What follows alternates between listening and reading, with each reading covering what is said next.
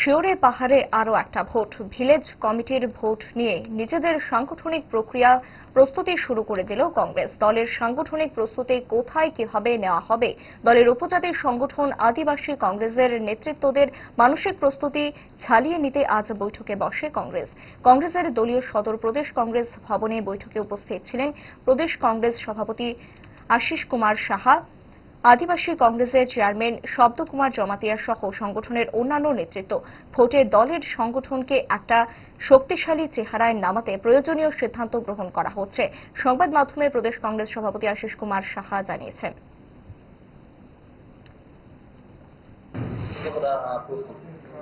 দেখুন, এটা বলতে দ্বিধা নেই, আদিবাসী এলাকার কিছু অংশে আমরা আমাদের সংগঠনের বিস্তৃতি বা প্রভাব ঘটাতে আমরা সক্ষম হয়েছি।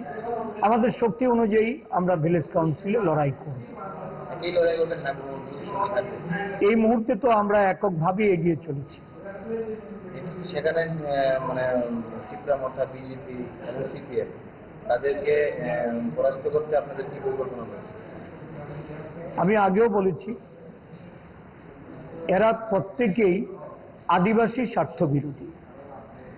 দীর্ঘ সময় যারা এডিসি শাসন করেছে বা বর্তমানেও যারা শাসন করছে, এই আদিবাসী জনগোষ্ঠীর মানুষের জন্য তারা কিছুই করেনি।